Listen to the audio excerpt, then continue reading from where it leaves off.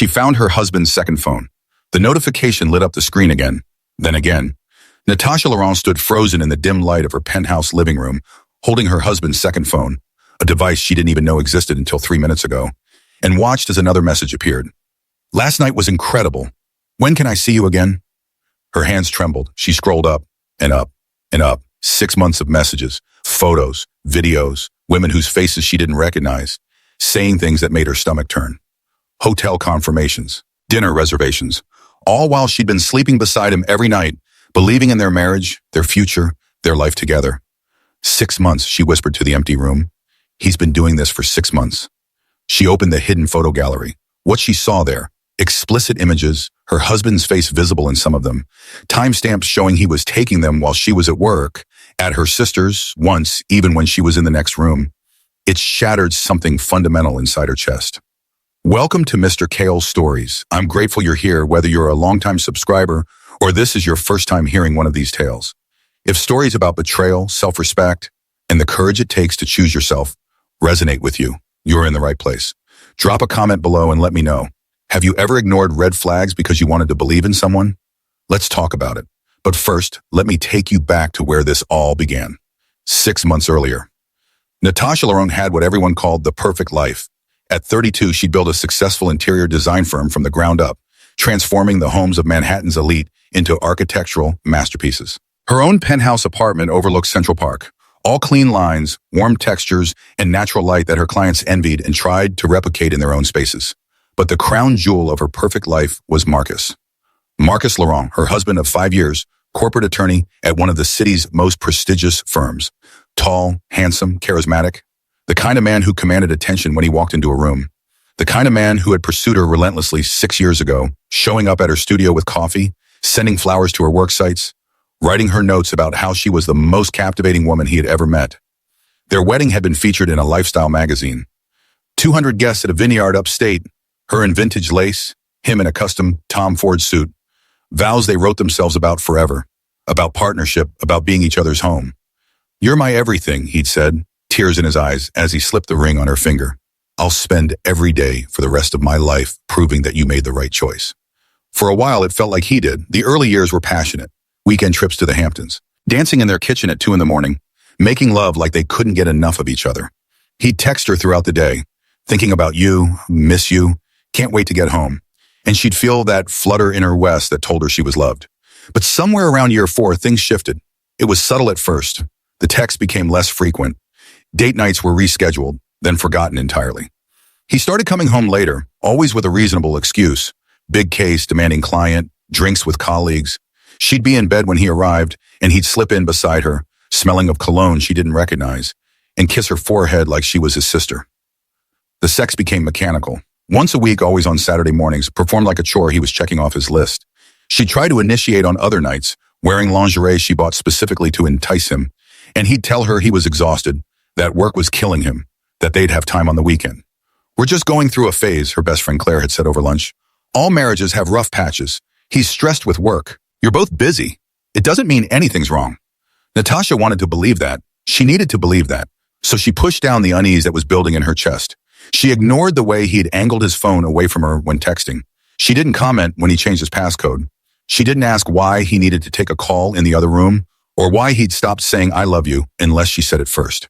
She told herself she was being paranoid, insecure, that successful relationships required trust, and if she started questioning everything, she'd push him away. She'd become one of those nagging wives she'd always pitied, suspicious and controlling, destroying a good thing because of her own issues.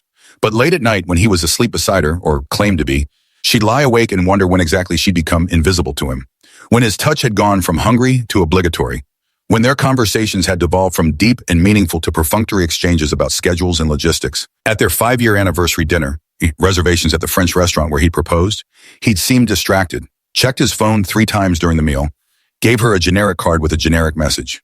They'd had sex that night because she'd initiated it, needed to feel connected to him, but halfway through she realized he had his eyes closed, not in pleasure, in escape, like he was somewhere else entirely. Marcus? She'd whispered. Are you okay? Fine, just tired. He'd finished quickly, kissed her shoulder, and rolled over to sleep. She'd gone to the bathroom and cried silently, looking at herself in the mirror and wondering what was wrong with her. Why wasn't she enough anymore? What had changed? Was she less attractive? Less interesting? Had she become boring, demanding? Was he falling out of love with her?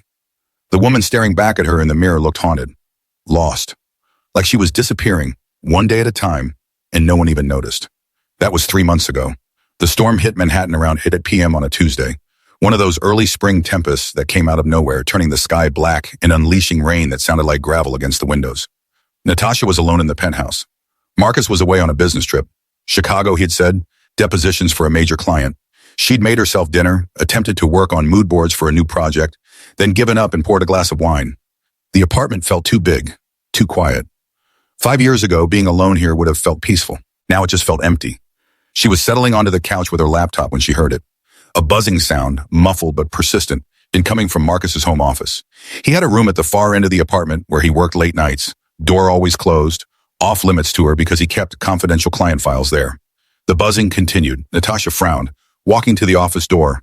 She rarely came in here, respected his privacy, his professional boundaries, but the sound was irritating, and obviously something was going off. Maybe an alarm on his desktop computer? She opened the door. The room was dark except for the glow of the city lights through the window. Marcus's leather chair was turned slightly and wedged between the seat and the armrest. She saw it. A phone. Not his regular iPhone, a different device entirely, smaller, cheaper. A burner phone. Her heart began to pound. The phone buzzed again in her hand as she picked it up. The lock screen showed multiple notifications from names she didn't recognize. Jessica. Amber. Someone listed as project manager. She stared at it, knowing that unlocking it would be crossing a line, invading his privacy, violating his trust. All the things she'd been taught not to do in a healthy relationship. But something in her gut, that intuition she'd been silencing for months, screamed at her to look. She tried his regular phone passcode. Didn't work. She tried his birthday. Nothing.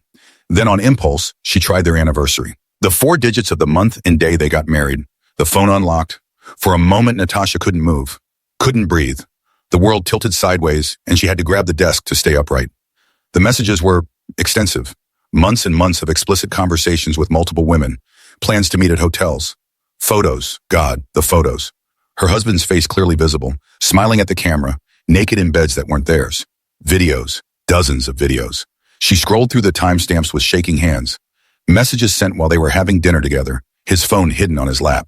During their anniversary trip to the vineyard last fall, he'd excused himself to take a work call and instead had been sexting someone named Brittany. On Valentine's Day, while Natasha was getting ready in their bedroom, he'd been in here sending explicit messages to 3 different women.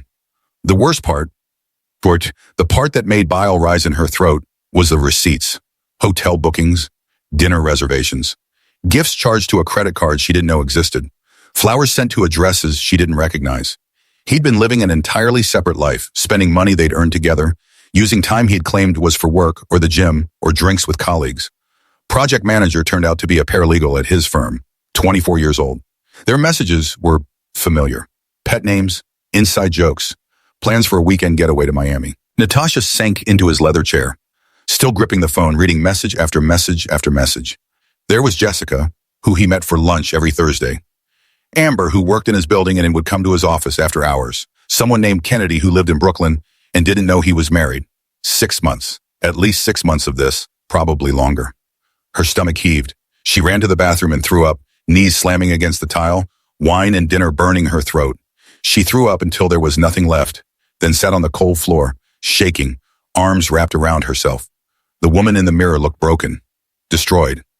Like everything she'd believed about her life, her marriage, her husband, had been a lie. And maybe it had been.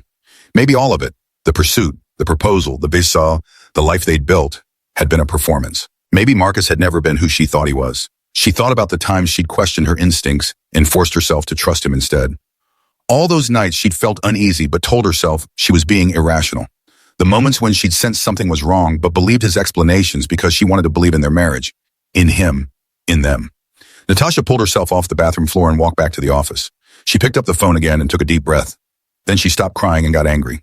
Have you ever ignored your intuition because you wanted to believe in someone? Have you ever discovered that the red flags you dismissed were actually sirens you should have heeded? Drop a comment and share your story. Sometimes the hardest part isn't the betrayal itself. It's realizing we betrayed ourselves by not listening to what we already knew. Natasha didn't scream, didn't break dishes, didn't call Marcus sobbing. She'd seen enough movies, heard enough stories from friends to know that confrontation would lead to gaslighting. He'd tell her she was overreacting, misunderstanding that it wasn't what it looked like. He'd cry, beg for forgiveness, swear it was over. He'd make promises he had no intention of keeping and manipulate her into staying. She wasn't going to give him that opportunity. Instead, she went to the bedroom and retrieved her laptop. She set it up on the dining room table, positioning it so the city lights created a backdrop behind her. She placed Marcus's second phone next to the laptop, opened it to the messages. Then she propped up her own phone on a stack of books, hit record, and looked directly into the camera. "My name is Natasha Laurent," she said, voice steady, "and this is my goodbye." She held up the phone, showing the screen. "This is my husband's second phone. I found it tonight while he's supposedly in Chicago on business. Based on these messages, he's actually not in Chicago at all.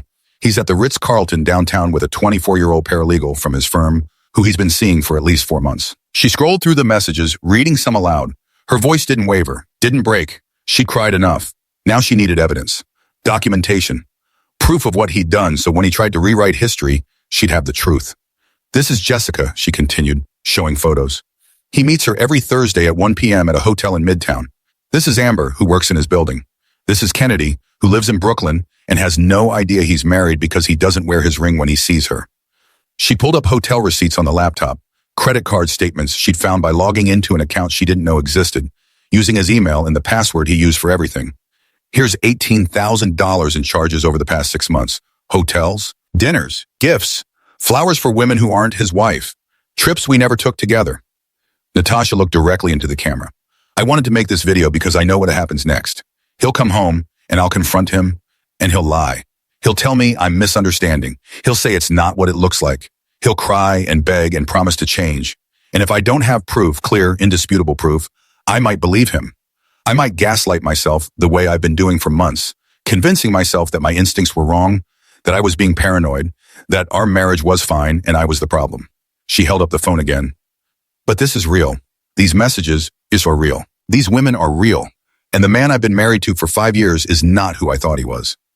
Maybe he never was." Her voice finally cracked, but she didn't let herself cry. "Not yet. I gave him everything. I believed in us. I built my life around our future together.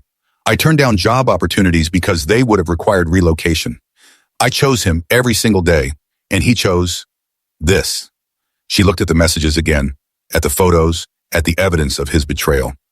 "But here's what I'm choosing now. I'm choosing myself. I'm choosing my dignity. I'm choosing to walk away from a man who clearly never valued what we had. And I'm choosing to document all of this so I can never forget what he is, no matter how convincing his lies become." Natasha ended the recording. She uploaded the video to a private cloud storage account. She emailed copies to her lawyer, her sister, her best friend.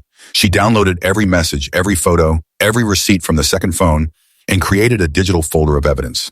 Then she started packing. She moved through the bedroom methodically, pulling clothes from the closet, shoes from the rack, jewelry from the box on her dresser. She took the things that were truly hers, bought before the marriage, gifts from her family, pieces that represented who she was independent of him. She left the jewelry he'd given her, the designer clothes he'd insisted she buy, the items that now felt contaminated by his lies. From the back of her lingerie drawer, she pulled out a black lace set she'd bought 6 months ago for their anniversary. She'd never worn it. He'd been too tired that night, had fallen asleep on the couch watching television while she waited in the bedroom, feeling foolish and unwanted. She packed it now. Not for him, never for him again, but as a reminder that she deserved to feel desired, to be chosen, to be someone's priority. Natasha stood in the apartment that no longer felt like home. 5 years of marriage, 7 years together total, and it all came down to this: a suitcase, a laptop bag, and the realization that she'd been living with a stranger. She looked around one last time, at the furniture they'd chosen together, the art they'd collected, the life they'd built that was apparently just a facade, a stage set for his performance as a devoted husband while he lived his real life elsewhere. She wasn't sad anymore. She was free. Natasha was putting on her coat when the doorbell rang. She froze. Marcus never rang the doorbell. He had keys. And he wasn't supposed to be back until Thursday, 2 days from now. Had he somehow found out she knew? Was he here to stop her from leaving? Her heart pounded as she approached the intercom. The video screen showed a stranger, tall, dark-haired, wearing a leather jacket, holding flowers. She pressed the button. "Yes?" "Delivery for Marcus Laurent." The man's voice was deep, with a slight accent she couldn't place. "From Black Rose Florist." Flowers, of course. More flowers for one of his women, delivered to the wrong address by mistake. Natasha almost told him to leave them in the lobby, but something made her pause. A reckless impulse born from anger and pain and the need to do something unpredictable. Come up. She opened the door when the elevator chimed. The man stepped out holding 24 black roses, actual black roses, not red, which seemed fitting for the funeral of her marriage. Up close, he was striking, not traditionally handsome like Marcus, but compelling. Dark eyes that looked like they'd seen things. A scar across his left eyebrow, the kind of face that told stories. Black roses, Natasha said, her voice flat. How appropriate. I'm guessing these are for one of my husband's girlfriends? The man's eyes widened slightly. Actually, Mrs. Laurent, they're for you. He held out the flowers in a small card. She took them, confused, and read, For the woman who deserves to know the truth. Natasha looked up at him sharply. Who are you? Dante Moreau. He met her gaze steadily. And I know what your husband did. The world tilted again, but differently this time. Not the sickening spin of betrayal, but something else. Something that felt like fate, timing. The universe intervening at the exact moment she needed it. How? She stopped, swallowed. How do you know? My sister. His jaw tightened. Margot, she's been seeing your husband for 3 months. She thought he was single, thought they had a future, until last week when she showed up at his office unannounced and saw the family photo on his desk. Natasha closed her eyes. Another woman, another lie, another person he'd hurt. She tried to kill herself 3 days ago, Dante continued, voice rough. Pills. I found her in time. When she woke up in the hospital, she told me everything. I wanted to come here, to tell you, to warn you. But then tonight I saw you packing through the window from the street, and I realized you already knew. I found his second phone, Natasha said quietly, about an hour ago. They stood there in the hallway, two strangers connected by Marcus's lies, and something passed between them. Recognition, understanding, the peculiar intimacy of shared pain. Would you like to come in? Natasha asked. I could use a drink. Dante looked surprised. Are you sure? Honestly? She laughed, a harsh sound. I'm not sure about anything anymore, but you came here to tell me the truth about my husband. And that makes you the most honest person I've encountered in months. So yes, come in. Do you believe in fate, in perfect timing, in the universe putting people in your path exactly when you need them? Share your thoughts in the comments. Sometimes the worst moments of our lives lead us to unexpected connections that change everything. Natasha poured them both bourbon, the expensive bottle Marcus kept for important clients, which felt like appropriate revenge. They sat on opposite ends of the living room couch, the city glittering behind them, two broken people trying to make sense of the wreckage. Tell me about Margot, Natasha said. Dante's expression softened. She's 25, works in graphic design. Beautiful, inside and out. Too trusting. He took a drink. She met Marcus at a coffee shop near his office. He asked for her number, told her he was a lawyer going through a divorce, convinced her that he was nearly single, that it was complicated, that he couldn't wait to build a real relationship with her once the paperwork was finalized. But there is no divorce, Natasha said bitterly. We're very much married. She didn't know, not until she surprised him at work last week and saw you in that photo. She confronted him and he laughed, told her she was naive if she thought he'd leave his wife for her, called her a fun distraction. Dante's hands clenched around his glass. She came home destroyed. I've never seen her like that. And then 3 days ago, I came home from work and found her. He couldn't finish. Didn't need to. I'm sorry, Natasha said and meant it. My husband's cruelty hurt both of us. All of us. God knows how many others. At least 7, based on my research. Dante pulled out his phone, showed her a file. I've been tracking him, looking into his patterns. I wanted to understand what kind of man could do this to my sister, could do this to anyone. Natasha looked through the information. Names, dates, hotels, a pattern of behavior that went back at least 2 years, maybe longer. You should have been a detective. I considered it once. He smiled without humor. But I became a delivery driver instead. Less complicated, or so I thought. What about you? Natasha asked. Your story. You said you look like you understand this kind of betrayal, not just secondhand. Dante was quiet for a long moment. Then, 3 years ago, I was engaged, had a business, custom furniture, high-end pieces. My fiancée Claire worked with me. So did my best friend James. We were building something together. Or I thought we were. He took another drink. Turns out they'd been sleeping together for over a year, planning to edge me out of my own business. When I found out, they didn't even seem sorry, just told me I was too intense, and they deserved to be happy. God, Natasha breathed. I lost everything in the breakup. The business, the relationship, the friendship. My entire life imploded. He rolled up his sleeve, showing her a tattoo on his forearm. From ashes, we rise. Got this 6 months later. Reminder that being burned doesn't mean you're destroyed. It just means you're being refined. They looked at each other and something shifted. The space between them felt charged, electric. Two people who'd been betrayed by the ones they loved, who understood bone deep what it felt like to have your reality shattered. What were you going to do tonight? Dante asked, before I showed up. Disappear, Natasha admitted. Take my things and leave. Find a hotel. File for divorce tomorrow. Never see him again. And now? She considered. I don't know. Part of me still wants to just vanish. But another part. She looked at him. Another part wants him to see exactly what he lost. To understand that I'm not some pathetic wife who will just slink away quietly. Dante leaned forward, elbows on his knees. What if instead of disappearing, you reclaimed your power? Made him understand that you're not destroyed by his betrayal. You're freed by it. How? His eyes held hers, by showing him you're not his anymore, that he no longer has any hold over you, that you're a woman who knows her worth. The air between them crackled with possibility. Danger, desire. Natasha knew what he was suggesting. Knew it was reckless, vindictive, possibly the worst decision she could make. She also knew she'd spent 5 years being the good wife, the understanding partner, the woman who played by the rules while her husband did whatever he wanted. Maybe it was time to burn the rule book. Tell me to stop, Dante said quietly, and then he was moving closer, giving her time to pull away, to say no, to choose the high road. Instead, Natasha closed the distance between them and kissed him. The kiss was nothing like the mechanical touches she'd endured with Marcus. This was heat and hunger, two people who had been starving for genuine connection, finally finding it. Dante's hands cupped her face like she was precious, and when he pulled back to look at her, his eyes held a question. Are you sure? He asked. I don't want to be another regret. Natasha thought about all the times she'd made herself smaller, quieter, less demanding. All the times she'd suppressed her needs to keep Marcus happy. All the years she'd lost herself trying to be enough for a man who never valued her anyway. I'm sure, she said. Not because I want revenge. Because I want to feel like myself again. Clothes fell away. Her designer dress that Marcus had picked out, claiming he liked her in black. Dante's leather jacket that smelled like rain and possibility. They moved together through the living room, hands exploring, breath ragged, breaking apart only to look at each other and confirm that, yes, this was real. This was happening. At the bedroom door, Natasha hesitated.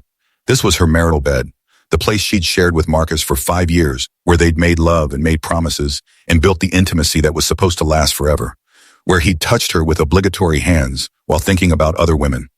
Dante saw her hesitation. We can stop. We can go anywhere else. We don't have to. No, Natasha cut him off. I want to burn every memory of him out of this room.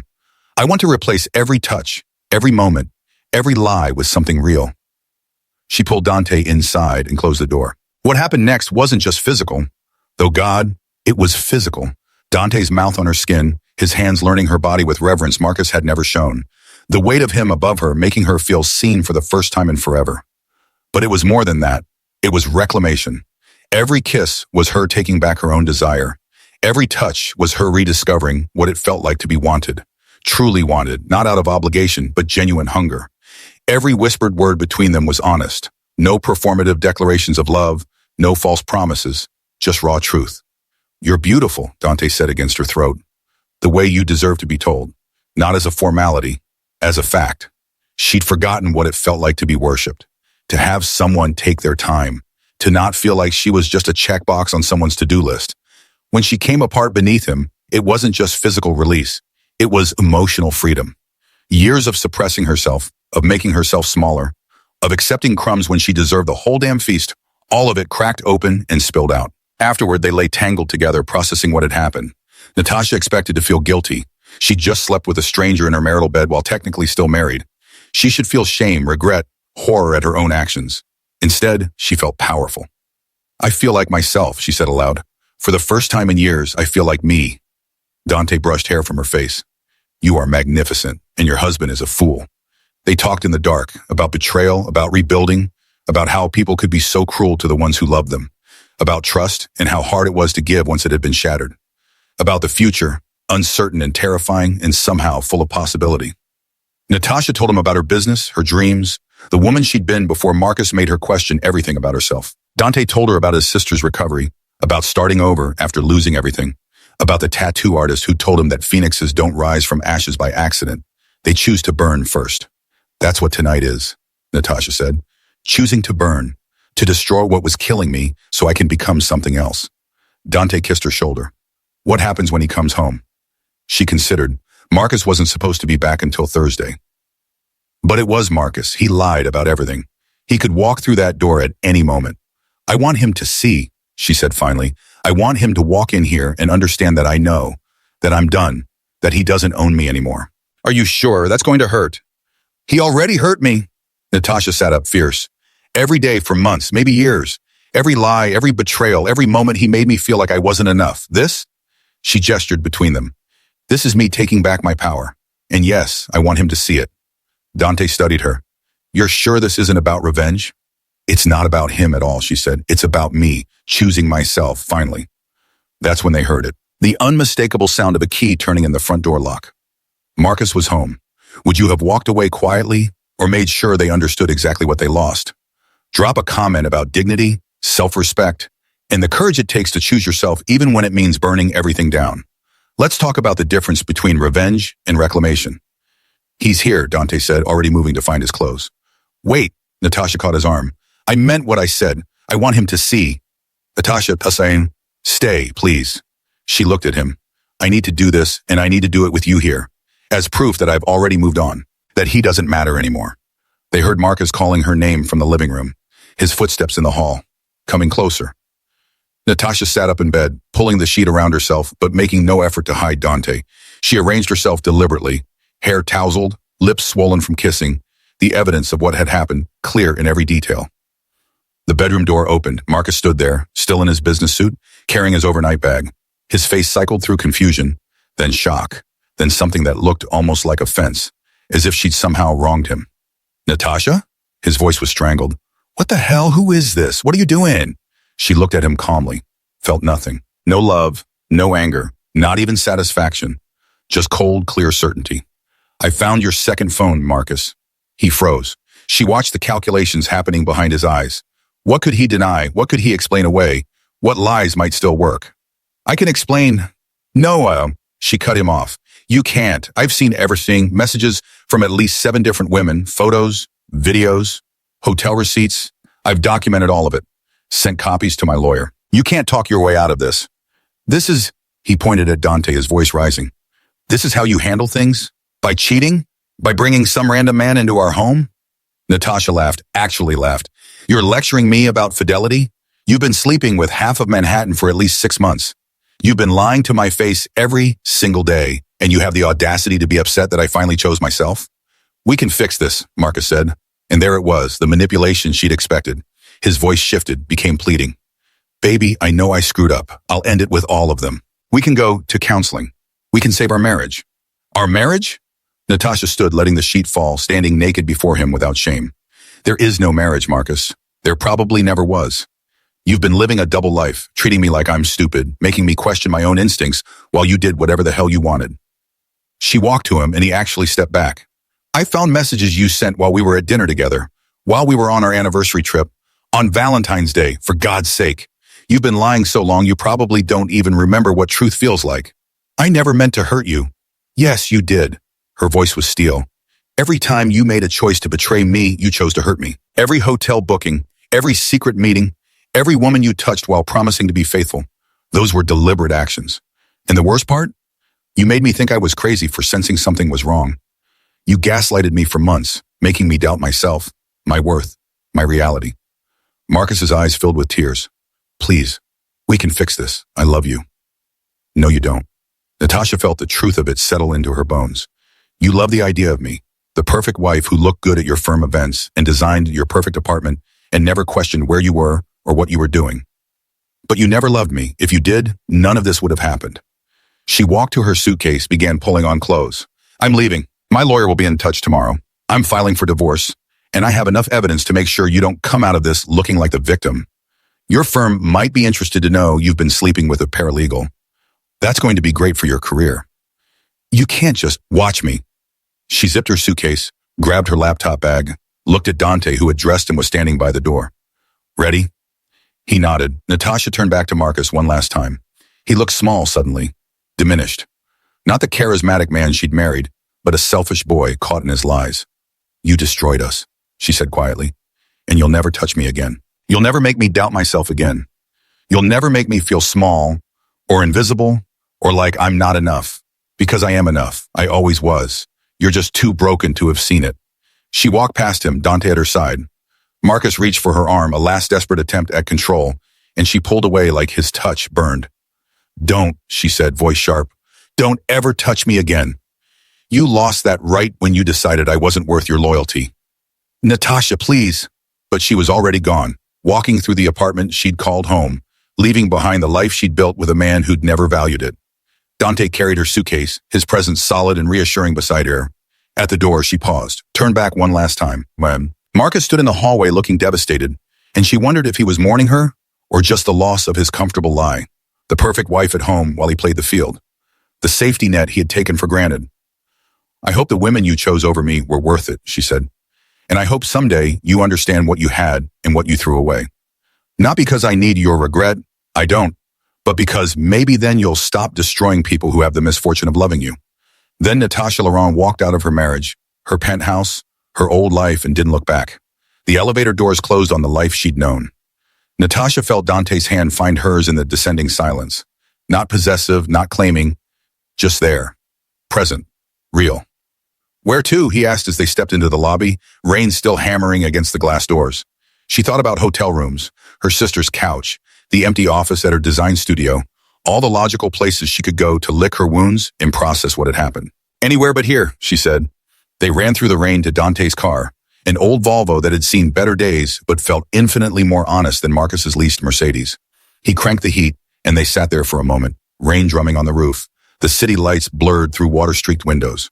Are you okay? Dante asked. Natasha considered the question. Was she okay? Her marriage had just imploded. She'd discovered her husband's systematic betrayal. She'd slept with a stranger. She'd burned her life down in a single evening. I don't know, she said honestly. But I'm free, and that feels like enough right now. Dante drove through Manhattan's rain-soaked streets while Natasha watched the city blur past. This place that had been her home for a decade suddenly felt full of possibility instead of pain. Like she could be anyone, do anything, build whatever life she wanted without Marcus's lies weighing her down. What happens now? Dante asked. With us, I mean.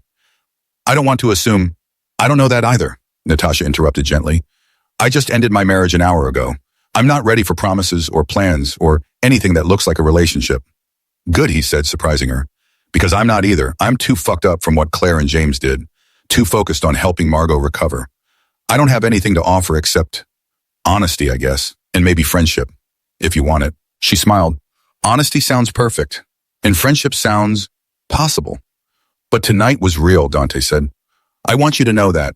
It wasn't just revenge or rage or whatever. You're remarkable, Natasha.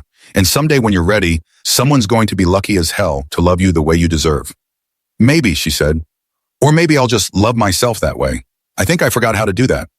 They drove to a hotel, nothing fancy, just a clean room with a comfortable bed where Natasha could sleep without Marcus's ghost hovering over her. Dante walked her to the door but didn't invite himself in. Call me if you need anything, he said, handing her a card with his number. And I mean anything. 3 a.m. panic attack, someone to help you move your stuff, a friend to sit with you while you cry. I'm here. Why? She asked. You don't know me. We just met. Because I know what it's like to have your world fall apart, he said simply. And because someone helped me when I was drowning. So I'm paying it forward. He kissed her forehead, chaste, gentle, nothing like the passion they'd shared earlier, and left. Natasha stood in the hotel room alone and finally let herself cry. Not for Marcus, not for her marriage, but for the woman she'd been, who'd made herself small and quiet and acceptable. Who'd ignored her instincts and betrayed herself by staying when every sign told her to go. She cried for all the time she'd lost, all the compromises she'd made, all the ways she'd diminished her own light to make Marcus feel brighter. And then she stopped crying and started planning. The next 6 weeks were chaos. Lawyer meetings, dividing assets, Marcus's attempts at reconciliation that she shut down with cold efficiency, her friends' shocked reactions. Apparently they'd all thought the marriage was perfect, which told her how well she'd been hiding her unhappiness. Her sister Rachel was the only one who wasn't surprised. I knew something was wrong, Rachel said over coffee, 2 weeks after the separation. You stopped laughing, stopped talking about your dreams. You became this muted version of yourself, and every time I asked if you were okay, you'd insist everything was fine. I wanted it to be fine, Natasha admitted. I'd invested so much, time, energy, love. The idea of admitting it was broken felt like admitting I'd failed. He failed, Rachel corrected. You just had the courage to stop pretending otherwise. The divorce proceedings revealed more than Natasha wanted to know. The secret credit card had over $40,000 in charges. Hotel rooms, jewelry, trips, all for women who weren't his wife. The paralegal from his firm filed an HR complaint, which sparked an investigation that uncovered Marcus's pattern of inappropriate relationships with junior staff. His firm put him on leave. Pending review, they called it. But everyone knew what that meant. Natasha felt no satisfaction in his professional downfall. Just a weary sadness that someone could be so careless with other people's lives, hearts, futures. She focused on rebuilding. Her design business had suffered during the marriage. She turned down projects that required travel, limited her networking to accommodate Marcus's schedule. Now she dove back in with ferocity, took on a major hotel redesign, hired 2 new associates, pitched for projects she'd previously considered out of reach. Without Marcus's constant drain on her energy, she rediscovered her ambition, her creativity, her confidence, and Dante became her friend. Real friend, nothing romantic or sexual after that first night.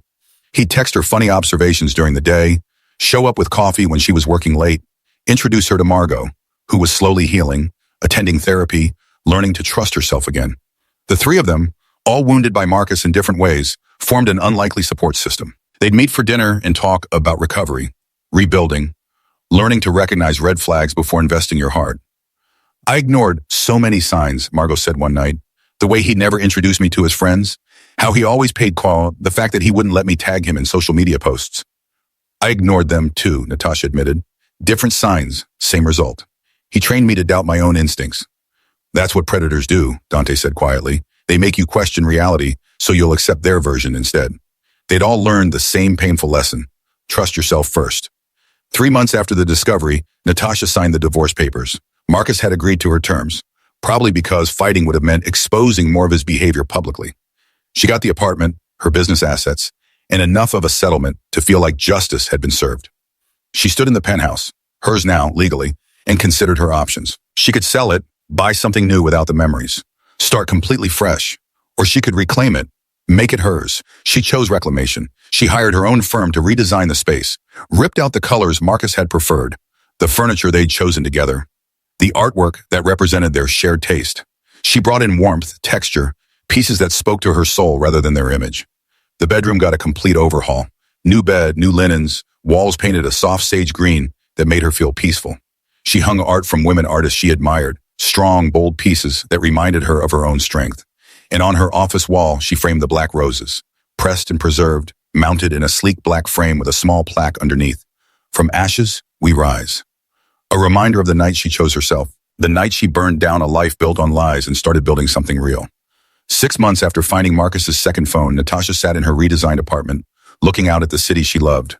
She was alone, genuinely alone for the first time in 7 years, and it felt powerful rather than lonely. Dante had met someone, a teacher named Sophia who made him laugh and understood his wounds without trying to fix them. Natasha was happy for him. Their friendship had given her what she needed at exactly the right moment, and she'd done the same for him. But they were always meant to be transitional people in each other's lives, not destinations. Margot was thriving. Back in school, pursuing her graphic design dreams, dating someone age-appropriate who treated her with respect. She thanked Natasha once for inadvertently saving her. If you hadn't divorced him, I might have kept believing his lies, she'd said. And Marcus? Natasha had heard he was at a different firm now, smaller and less prestigious. Dating someone new, according to mutual acquaintances. She felt nothing when she heard the news. No anger, no satisfaction, not even curiosity. He'd become what he always should have been, irrelevant to her story. Her life was fuller than it had been in years. Her business was booming. She'd reconnected with friends she'd neglected during the marriage. Took a pottery class just because it sounded fun. Started therapy to understand why she'd ignored her intuition for so long. You weren't weak, her therapist had said. You were loyal. You wanted to believe in your marriage. That's not a character flaw. The flaw was his betrayal, not your trust. But Natasha had learned to trust herself first now, to listen to that inner voice that whispered warnings, to recognize red flags and honor them instead of explaining them away. She'd learned that being alone was different than being lonely, that she could be complete without a partner, that her worth wasn't determined by someone else's ability to see it. Was she dating? Sometimes, casually. Men who made her laugh, made her think, made her feel alive. But she wasn't looking for forever. She'd learned that forever was a myth people told themselves to feel safe. What mattered was today, this moment, choosing yourself every single day. The best revenge she'd discovered wasn't destroying Marcus. He'd done that to himself. The best revenge was becoming so magnificently herself that anyone who'd ever undervalued her would realize exactly what they'd lost. Natasha stood at her office window one evening, the city sparkling below her, and thought about the woman she'd been 6 months ago. Invisible, doubting, making herself smaller to fit into someone else's idea of who she should be. That woman was gone, burned away in a single night of truth and reclamation. In her place was someone stronger, someone who knew her worth, someone who would never again ignore her instincts or accept crumbs when she deserved the feast. The black roses on her wall caught the light, a reminder that sometimes you had to burn everything down to rise from the ashes, that sometimes betrayal was the catalyst you needed to finally choose yourself. Her phone buzzed, a new client wanting to meet about a project, a friend inviting her to dinner, her sister checking in, small moments that added up to a life that was genuinely hers. Natasha smiled and got back to work, building her empire, her happiness, her future, on her terms, in her time, answering to no one but herself. Here's what I want you to understand. Betrayal is devastating. It shatters your reality, makes you question everything you believed about yourself and the person you loved. But it also offers you something precious. Clarity. The chance to see what was actually happening beneath all the lies. The opportunity to choose yourself in a way you maybe never did before. If you're going through something similar, know this, your intuition was right. Those red flags you dismissed, they were real. That voice telling you something was wrong, listen to it. Trust yourself first, always. The best revenge isn't destroying the person who hurt you. It's becoming so magnificently yourself that they realize what they lost. It's reclaiming your power, your voice, your life. It's choosing dignity over drama, self-respect over retaliation. You're worth more than someone's secret. You're worth more than being someone's second choice, their backup plan, their comfortable lie. You're worth everything, the love you give, the loyalty you show, the trust you offer. And if someone doesn't see that, that's their failure, not yours. If this story resonated with you, hit that subscribe button and join our community. Drop a comment below telling me, have you ever ignored your intuition and regretted it? What would you have done in Natasha's position? Let's talk about the courage it takes to walk away from people and situations that no longer serve us. Share this video with someone who needs to hear it, someone who's questioning their worth, doubting their instincts, or staying in a situation that's killing their spirit. Sometimes we all need a reminder that we deserve better. And remember, you're not broken because someone broke your trust. You're not weak because you believed in someone. You're not foolish for loving fully. You're human, and you're stronger than you think. Until next time, remember, you're worth more than someone's secret. You're worth everything. I'm Mr. Cael, and I'll see you in the next story.